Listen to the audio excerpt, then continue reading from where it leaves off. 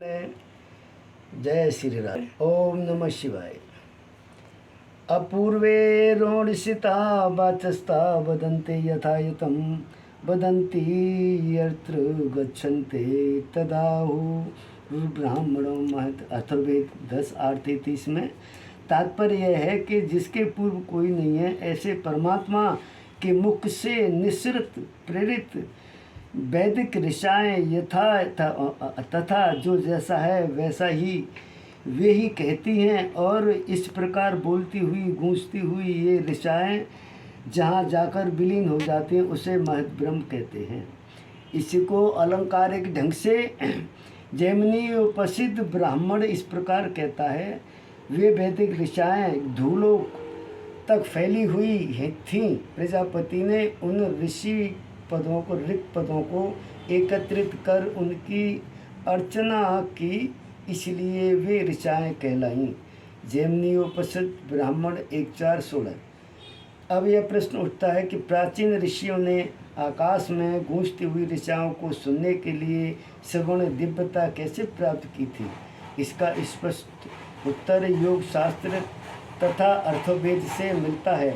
यह अनुभव सिद्ध है कि स्तोत्रों में दिव्यता का आविर्भाव बहिर्वृत्तीय जन्य एवं अंतर्वृत्तीय जन्य इन दो साधनों से होता है।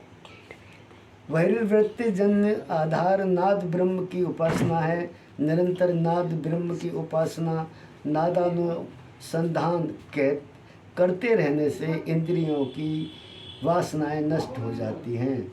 सदा नादानुसंधानात् सक्षिणां वासना भवेत्। नाद का तात्पर्य है अव्यक्त ध्वनि। वर्णात्मक व्यक्ति वाणी से अव्यक्त ध्वनि में महती शक्ति रहती है। इस वैज्ञानिक सिद्धांत का प्रमाण अर्थवेद 10:7-21 के उस सूक्त से मिलता है जो स्कंभ रूप ब्रह्म की सत और असत इन दो शाखाओं का निरूपण करता है। अर्थवेद असत शाखा को परम शाखा मानता है, जिससे बृहत नामक देव पैदा होते हैं। गोपद ब्राह्मण 1:9 और सत्य शाखा को अवशाखा मानता है। आधुनिक विज्ञान में असत शाखा को एनर्जी कहा जाता है और अर्थ शाखा को परम शाखा मानता है, जिससे बृहत नामक देव पैदा होते हैं। अर्थवेद गोपद ब्राह्मण 1:9 और सत्य शाखा को अवर शाखा मानता है। आधुनिक विज्ञान में असत शाखा को एनर्जी कहा जाता है और सत्य शाखा को निष्क्रिय तत्व मैटर कहा जाता है। एक गति को सूचित करता है, दूसरा स्थिति को। सारांश यह है कि असत निराकार है, अव्यक्त है, सत्य है, शक्ति है और सत मैटर है। साकार रूप में व्यक्त है, निष्क्रिय है और रूप वाला है। गोपद ब्राह्मण का कथन है कि यह सर्वश्रेष्ठ वेद तप के प्रभाव से ब्रह्म ज्ञानियों के हृदय में प्रकट हुआ।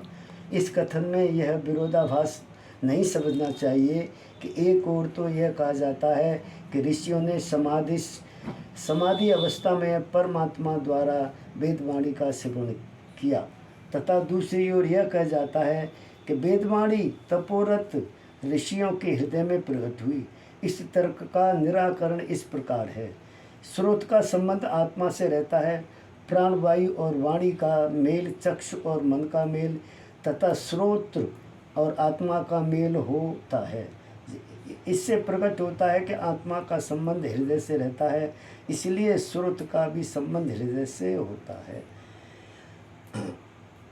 अनंत नादानुसंधान करते हुए ऋषियों ने श्रोत्रेंद्रिय में एकाग्रता उत्पन्न कर स्रोत दिव्यता प्राप्त की थी। श्रोत्रेंद्रिय को एकाग्र करने की एक विधि यह भी है। ध्वनि तरंगों ज्यों-ज्यों आकाश में दूर दूर तर होती जाती हैं, वैसे ही वे मद्रतर रूप धारण करती हैं। धीमी मंद होती हुई ध्वनि को देर तक सुनने में मन एकाग्र और केंद्रित होता है तथा श्रोत्र की प्रसुप्त शक्ति उत्तेजित और जागृत हो जाती है।